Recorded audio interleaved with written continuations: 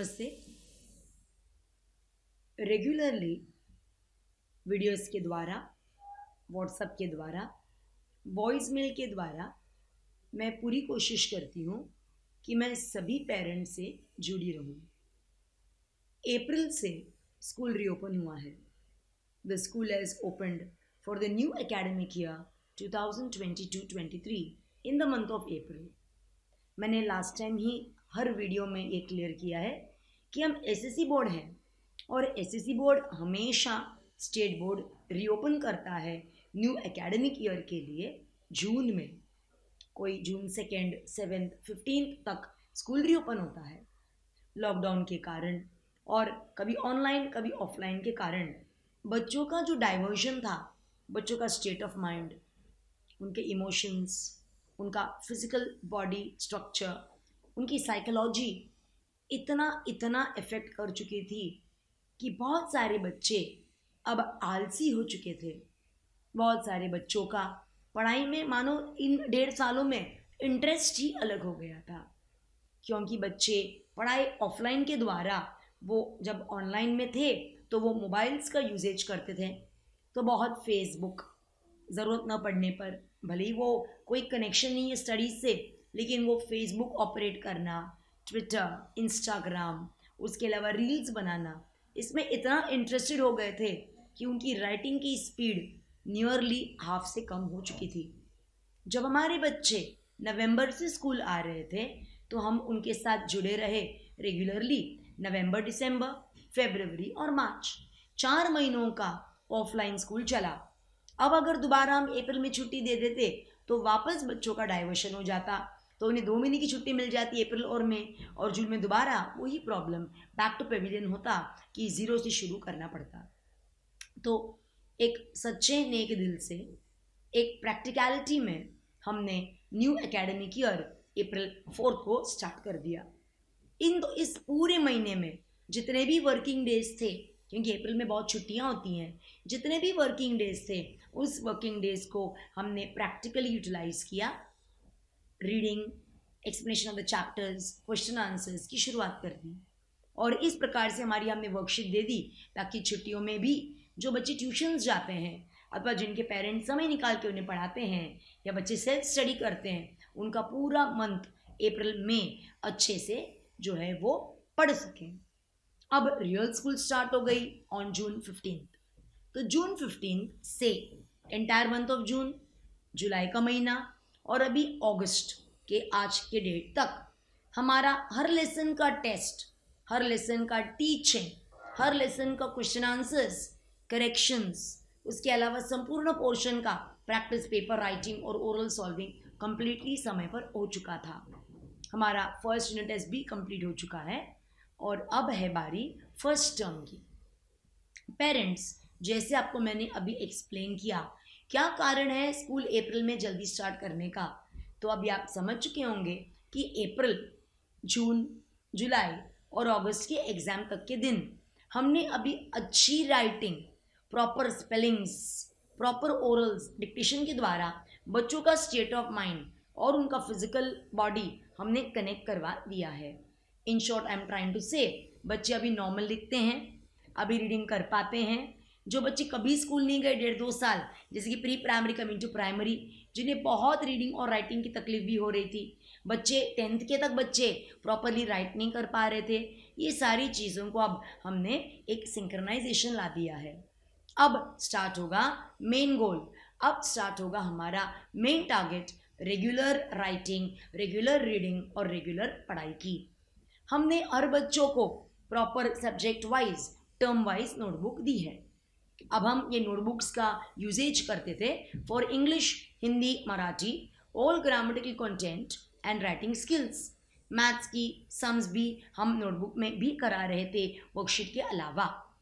अब हम स्टार्ट करने जा रहे हैं रेगुलर नॉर्मल राइटिंग स्किल, ताकि किसी का हाथ ना दुखे, किसी को प्रेशराइजेशन ना लगे, किसी को वो वर्ड्स यूज़ ना करना पड़े, बच्चों को स्ट्रेस आ रहा है। इसके लिए अभी इतने महीनों के प्रॉपर प्रैक्टिस के बाद अब हम स्टार्ट करने जा रहे हैं रेगुलर हर लेसन, हर सब्जेक्ट, हर लेसन का writing part in the notebook 2। इसकी शुरुआत स्कूल में होगी और समय के अनुसार या तो स्कूल में कंप्लीट होगा, या अगर समय की कमतरता ज़रूर है क्योंकि अभी गणेश उत्सव, गणपति की 5 दिन की छुट्टियां हैं, अगस्त में तो भर भर की छुट्टियां बच्चों को मिली, so the number of days are very less, are few, and the first term portion is lengthy. इस वजह से जो भी राइटिंग हम स्कूल में करा पाएंगे, नोटबुक्स में भी करने की कोशिश करेंगे। बाकी समय के अनुसार अगर कमतरता है तो यस, बच्चों को ये कंप्लीट करना है घर पर। अब कोई भी पेरेंट ट्यूशन के या क्लासेस के होमवर्क्स या टीचिंग को कंपेयर न करे, this is essential. Main is it is your psychology as a father, as a mother, as a parent, as a guardian. आपके माइंड में वही साइकोलॉजी है कि मेरे बच्चे अगर नोटबुक में लिखते हैं तो ही वो शायद पढ़ रहे हैं, जबकि ये सच नहीं है।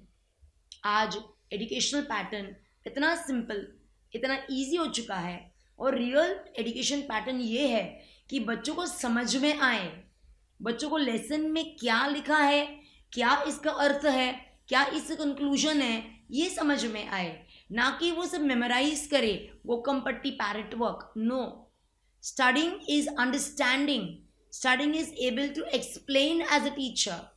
हर बच्चा अपने मम्मी पापा को पढ़ा हुआ लेसन अच्छे से समझा सके, शायद वो हिंदी में, इंग्लिश में, अपनी मातृभाषा में, तब कहते हैं कि हमारे बच्चों को संपूर्ण लेसन समझ में आया, नॉलेज मिला और हमारे बच्चे का कॉन्सेप्ट क्लियरेंस है। Education is about concept clearances, understanding and also elaborating. So parents, आपकी सेटिस्फैक्शन के लिए, आपके खुशी के लिए हम नोटबुक राइटिंग भी और आगे डेवलप कर रहे हैं। इस साल हमारे 25th ईयर का एक ही टारगेट है, our children should speak properly, politely, think genuinely, think rightly, and speak to each other politely without anger, without any distress in the language English.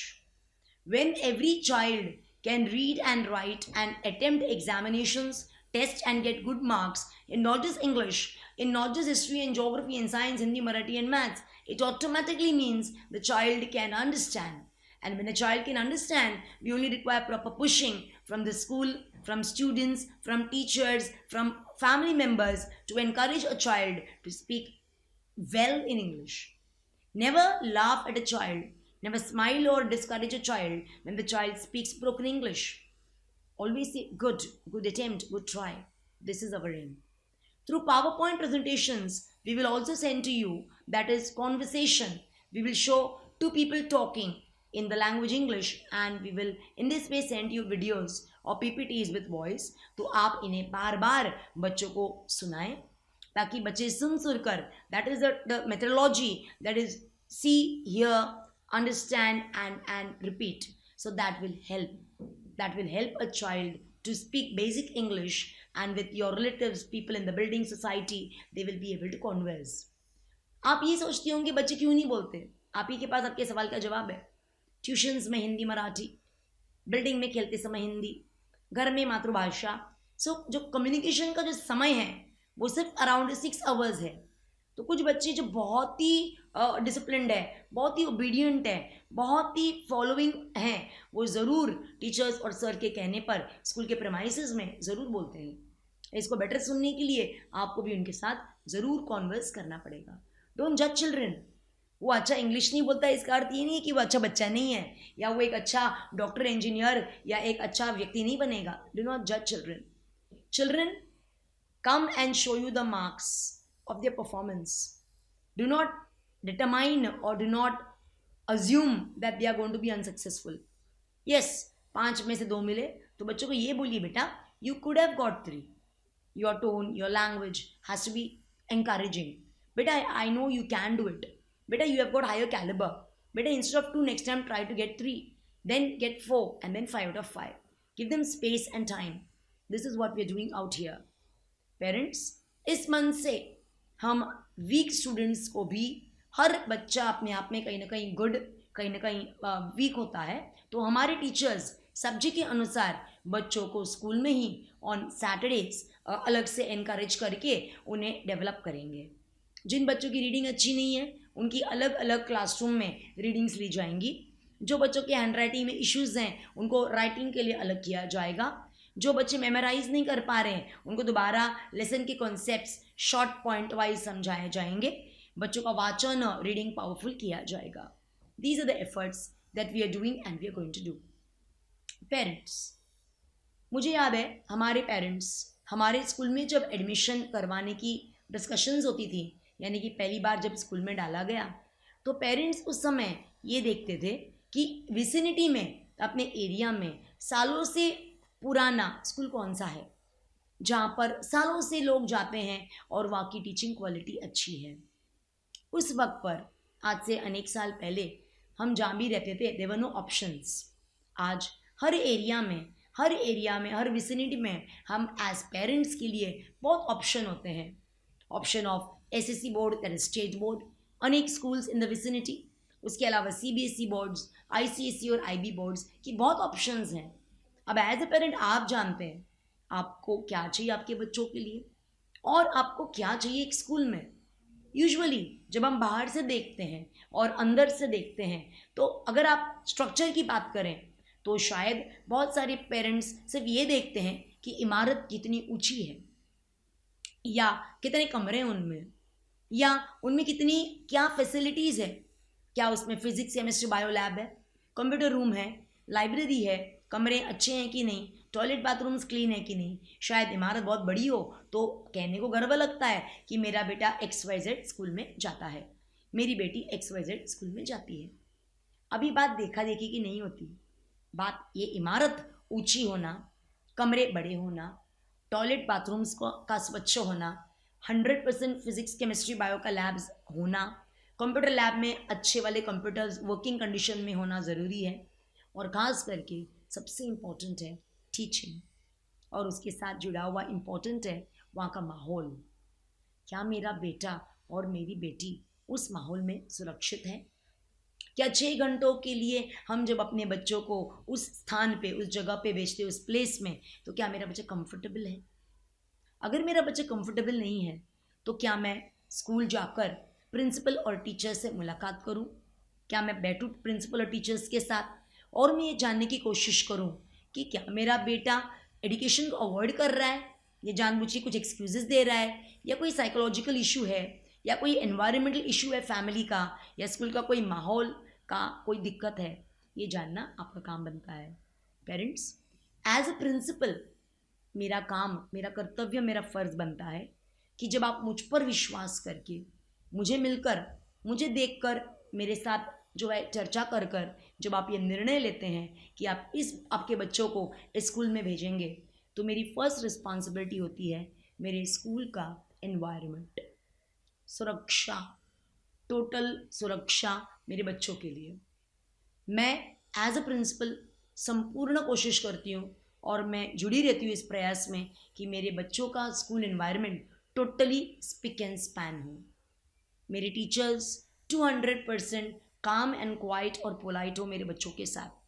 The most important thing is जब मेरे जो teachers हैं और मेरे sirs हैं बच्चों के साथ बहुत ही पेशेंटली और बहुत ही स्वीटली और बहुत ही अंडरस्टैंडिंगली पेश आएँ, और टीचिंग क्वालिटी 100% बेस्ट हो। क्योंकि पेरेंट्स, हम भी उस बैकग्राउंड से आते हैं जहाँ मिडिल क्लास के हैं, थे और हैं, और इसका गर्व है कि मिडिल क्लास होने के कारण अब वी आर वेरी प्रैक्टिकल, हमारे पैर ज़मीन पर हैं और हमें वो सारी कष्टों का अनुभव है जो हमने अपने स्कूल टाइम में देखा है। सर, मैडम, पेरेंट्स, ये स्कूल खुला ही इसके लिए है कि हर मिडिल क्लास का बच्चा, rich family, above the middle class और एक स्टैंडर्डाइज्ड पब्लिक अपने बच्चों का गुड माहौल में बेस्ट एजुकेशन दे सकें। इसके लिए ये स्कूल को हमने पिछले 24 ईयर्स से एस्टैब्लिश किया है।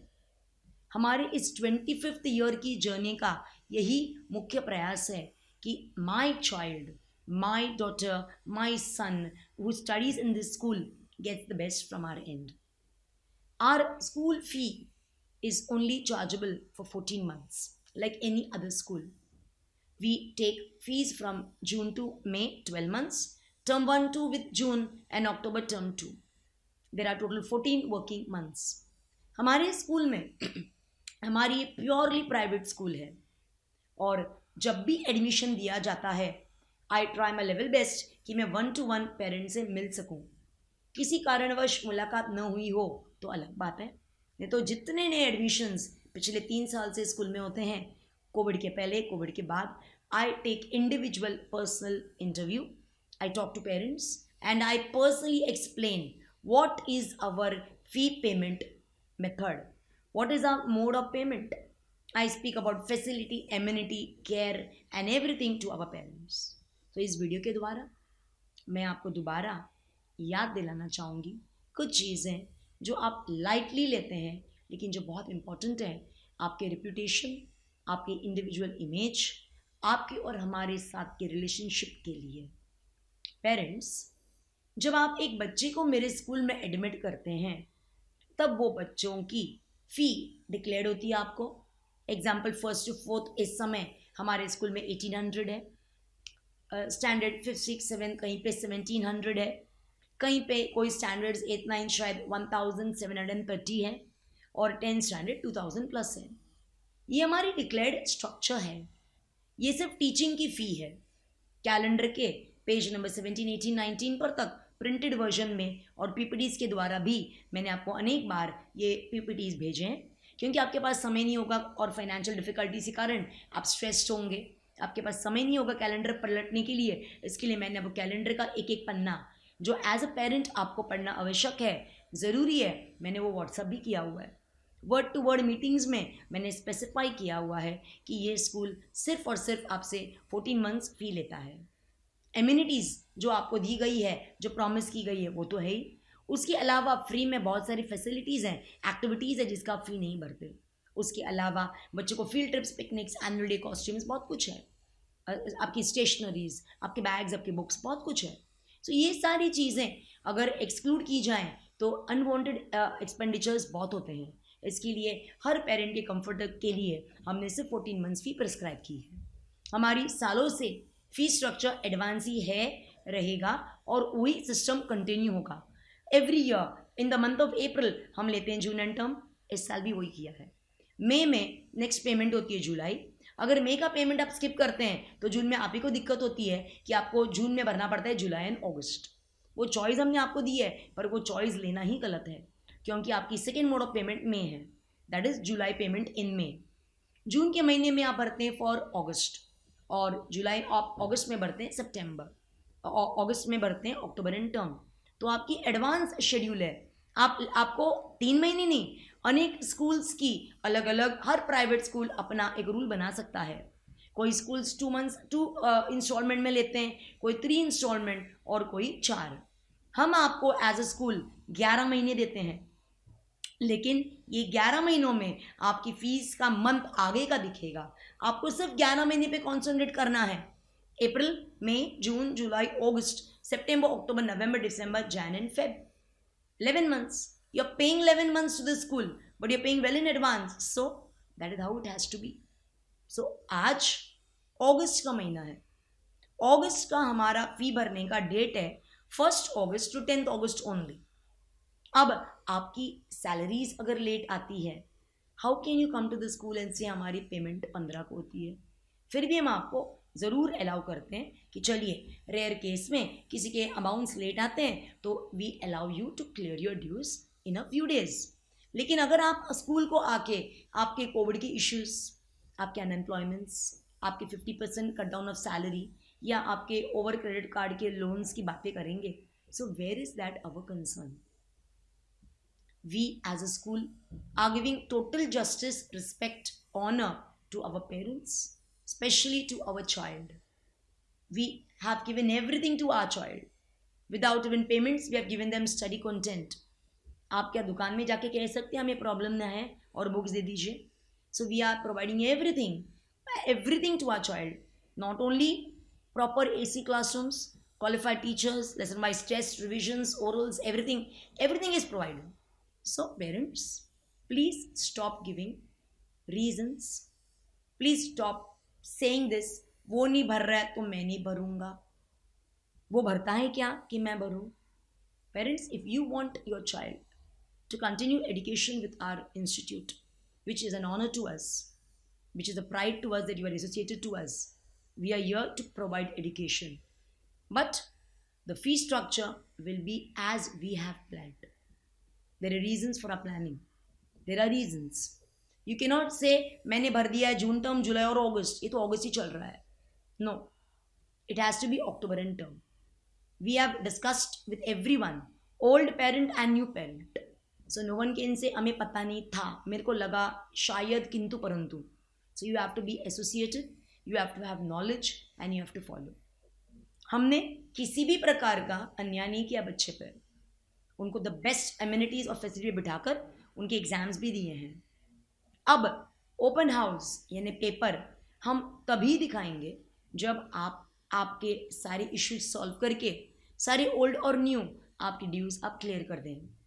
ये मंथ के नेक्स्ट सैटरडे को हम ओपन हाउस दिखाने जा रहे हैं, कंडक्ट कर रहे हैं, ऑर्गेनाइज कर रहे हैं. और हम पेपर्स सिर्फ और सिर्फ उन पेरेंट्स को दिखाएंगे जिनका इस मंथ में ओपन हाउस के पहले ऑनलाइन ऑफलाइन किसी भी तरीके से October and second term clear है.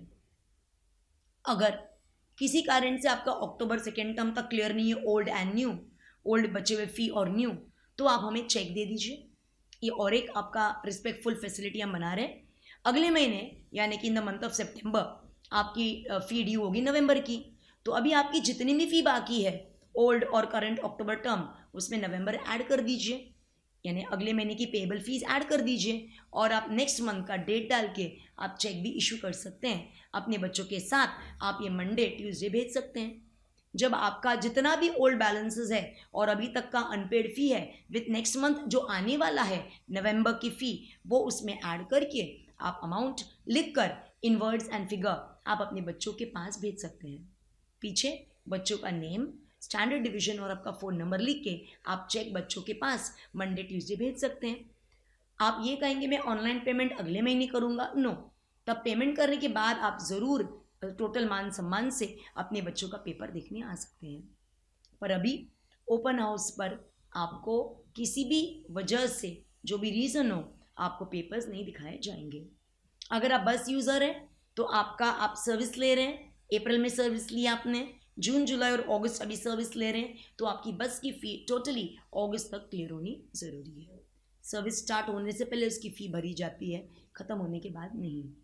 अगस्त की करंट एक महीने की भी बाकी होगी तो we are not going to be showing the papers. आप चाहें तो अगर आप पेपर देखना चाहते हैं तो आपकी बस की आपकी फ़ी, आपकी स्कूल की पेंडिंग फ़ी, अगर आपने कोई कपड़े लिए हैं और वो मिल चुके हैं और आपने नहीं पे किया है तो वो आप क्लियर कर दीजिएगा और आप हमें चेक दे दीजिएगा. भले ही वो चेक हमें डालना है अगले महीने 1 से 10 के पहले, हम आपको ज़रूर अलाउ करेंगे पेपर देखना, लेकिन चेक इन एडवांस बच्चों के पास से या आप पर्सनली आके फ़ी काउंटर पे दे सकते हैं. अगर हम as a school, as an institution हर किसी का प्रॉब्लम सॉल्व करते रहेंगे तो it is very difficult for us to continue and to manage a school. हमने तो कोई भी ऐसे कारण नहीं दिए हैं कि क्योंकि पब्लिक फ़ी नहीं भरती, हमने ऐसा कोई प्रकार का बिहेवियर नहीं किया जो सेंसलेस है कि एसी के बटन्स बंद कर दें, या नॉन पेयर्स को हमारी तरफ से किताबें नहीं गई हैं, ऐसा तो नहीं है, या जानबूझ के इंटेंशनल बैड पेयर्स के बच्चों के साथ कोई अन्याय हो रहा है, ऐसा तो नहीं है. हम बच्चों को सभी चीज़ें प्रोवाइड करते हैं क्योंकि हम ये मानते हैं कि किसी भी बच्चे का एजुकेशन स्टॉप न हो पेरेंट्स की जो है इंटेंशनल अनइंटेंशनल रीजंस की वजह से. हर बच्चे को हर प्रकार की facility, amenity, competition, celebrations, enjoyments कराए जाते हैं.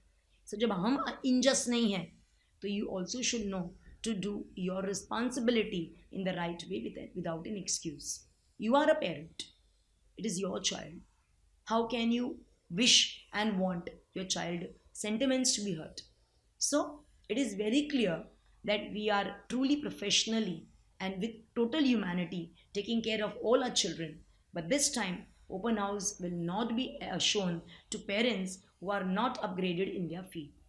As I made it clear in my last PPTs also and also in the calendar कि yes, हम ज़रूर दिखाएंगे. आपके ड्यूज़ क्लियर होने के बाद आपको अकेले बुलाएंगे, आपके साथ टीचर बैठेंगी, आप आपके बच्चे के पेपर्स भी देखेंगे और आप इसके बाद जब हम रिपोर्ट देंगे तो वो भी रिपोर्ट आपके व्हाट्सएप पर आ जाएगा।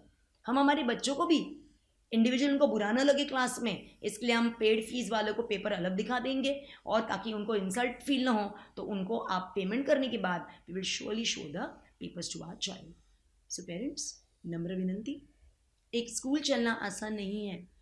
मंथ में 4 to 5 लाख की लाइट बिल, लाखों रुपए में salaries, maintenance factors, AC facility, bus drivers and cleaners की सैलरीज, बहुत कुछ होता है। जो स्कूल आपके बच्चों के लिए सब कुछ कर रहा है, so I think it becomes the first moral responsibility कि हम उन स्कूलों के लिए, यानी हमारे बच्चों के एजुकेशन के लिए, हम टाइमली विदाउट एक्सक्यूज फीस भरें। सो पेरेंट्स, जिनकी भी ओल्ड फी 2-2 साल 3-3 साल और जो भी बाकी होगा वो आपको क्लियर करना ही है। जो पेरेंट्स हमें आकर नहीं मिल रहे हैं, we have got a proper record कि कौन टाल रहा है, कौन आना नहीं चाह रहा है, फॉर ग्रांटेड ले रहा है। हमने आपको बता दिया है कि हम 1 to 1 आपको बुलाएंगे, आपके साथ बातें करेंगे, आपके पोजीशंस और आपके थॉट प्रोसेसेस को समझेंगे और उसके अनुसार आपके साथ कोऑपरेशन तो कर ही रहे हैं। लेकिन अगर हमें ऐसा लगा आप इंटेंशनली जो है तकलीफ दे रहे हैं, तो we will surely ask you and we will give you lot of time, and after all your clearances we will surely ask you to take your own decision that if you are not able to afford or if you feel something is not right you can surely shift। क्योंकि किसी का भी कोई भी बंधन ही नहीं है और अंडरस्टैंडिंग है, टोटल कोऑपरेशन स्कूल की तरफ से रहेगा। We want maximum children to get the best education, fee should not be a reason. इसलिए हम आपका साथ दे रहे हैं, इसलिए हमने आपको 11 months पेमेंट फैसिलिटी दी है, पुरानी हो नई हो, वी आर कोऑपरेटिव। सो अब जो है we would not be cooperating until and unless you take the first step. आप आइएगा, एज अ प्रिंसिपल मैं आप ही के सेवा में सुबह 7 बजे से शाम को 6 बजे तक स्कूल में हूँ। आपको कोई अपॉइंटमेंट्स लेने की ज़रूरत ही नहीं है, आप आइए स्कूल में, मैं हूँ, I will talk to you 1 to 1। हम जब बात करेंगे तो थर्ड पर्सन भी नहीं सुनेगा। हमने आपको स्ट्रेट इस वीडियो के द्वारा ही बताया हुआ है कि 11 महीने का मोड ऑफ पेमेंट है। आपकी जितनी ओल्ड और न्यू जो भी बाकी हैं आप डिवाइडेड बाय 11 करके आप मंथली हमें पे कर सकते हैं। सो उम्मीद है आप ये बात समझेंगे। So we do not want anyone to first come to the school on the open day and think कि शायद चल जाएगा, दिखा देंगे साल तक, तो हम कुछ भी चलाने वाले नहीं हैं। वही लोग ओपन हाउस में आए जिनकी total fees October and second term की क्लियर है और जिन्होंने शायद अनपेड किया है लेकिन चेक दे दिया है in advance, total clearance of school fee, बस एंड यूनिफॉर्म, वो इन एडवांस देने वाले चेक पेरेंट्स आ सकते हैं। जो इस महीने में क्लियर नहीं कर पा रहे, अगले महीने में क्लियर करने के बाद हम आपको बुलाकर आपके पेपर्स ज़रूर दिखाएंगे। हम किसी भी प्रकार का ऐसा बिहेवियर नहीं करेंगे जिससे हमारे बच्चों को बुरा लगे। Thank you so much, have a great day, stay connect, thank you, we are always there for our children. Thank you so much, stay blessed.